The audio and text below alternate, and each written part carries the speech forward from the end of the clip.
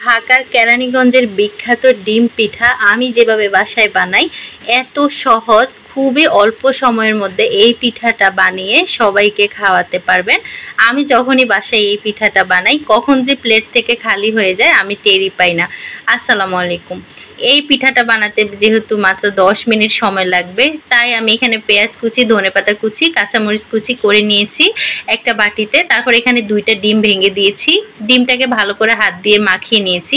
একটু হালকা গরম পানি দিয়েছি, সাথে দিয়ে দিলাম আটাটাকে আমি একটু পানি দিয়ে গুলিয়ে দিয়েছি। এখানে কিন্তু এই পিঠায় মূলত চাউলের গুঁড়া ব্যবহার করা হয়, বাসায় ছিল না তাই আটা দিয়ে করে ফেলেছি। টেস্ট কিন্তু একদমই খারাপ আসে না, খুবই মজা হয়েছিল। এখানে একটু কালারের জন্য হলুদের গুঁড়া আর একটু মরিচের গুঁড়া দিয়ে দিব, একটু ধনিয়ার গুঁড়া আর একটু জিরার গুঁড়া সামান্য পরিমাণে দিব, যাতে খেতে খুবই মজা হয়। এখন আবারও ভালো করে হাত দিয়ে মাখিয়ে নিচ্ছি। এই মিশ্রণটা যত বেশি হাত দিয়ে মাখাবেন কোনো প্রকার লাঞ্চ থাকবে না। হাতটা ধুয়ে এখন আমি চামচ দিয়ে আবার কিছুটা সময় মিশিয়ে নিব, যাতে কোনো প্রকার দলা দলা ভাব না থাকে। অন্যদিকে একটা চুলায় আমি কড়াই বসিয়ে দিয়েছি। একটু মোটা দেখে যে কড়াইটা থাকবে না বাসায় সেটাই দিয়ে দিলাম, দস্তা টাইপের। সেটা এখন ভালো করে গরম করে তেলটাকেও ভালো করে গরম করে নিলাম। 2-1 ফোঁটা দিয়ে দেখলাম যে তেলটা ঠিকঠাক ভাবে গরম হয়েছে কিনা। এখন আমি পিঠার যে ডোটা আছে সেটা দিয়ে দিব। খুবই সুন্দরভাবে দিয়ে দিয়েছি। এখন মিডিয়াম আঁচে রেখে চুলার আঁচটা পিঠাটাকে আমি ভেজে নিব। এই পিঠ 2 মিনিট, ওই পিঠ 2 মিনিট ভেজে নিলেই পিঠাটা আমার রেডি হয়ে যাবে খাওয়ার জন্য।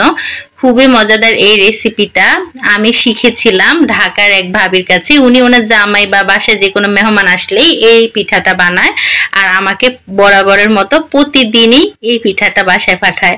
আর আমি ভাবির কাছ থেকে শিখে খুবই মজা করে বাসায়ও বানাই। আমার বাচ্চারাও অনেক বেশি পছন্দ করে, আর খুবই কম সময় লাগে, বেশি কিছু লাগে না, বাসায় যা থাকে সেটা দিয়ে বানানো যায়।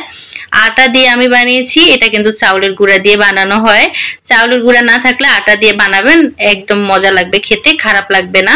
তো এগুলো একদম ফুলে উঠে তারপর আমি এই পিঠ ওই পিঠ ভালো করে ভেজে নিয়েছি।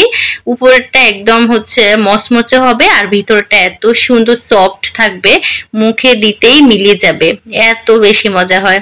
আচ্ছা, আপনাদের কাছে যদি ভালো লাগে বা বাসায় যদি কখনো এই পিঠাটা বানিয়ে থাকেন অবশ্যই কমেন্ট করে জানাবেন। আজকের মতো এই পর্যন্তই। আল্লাহ হাফেজ সবাইকে। আসসালামু আলাইকুম।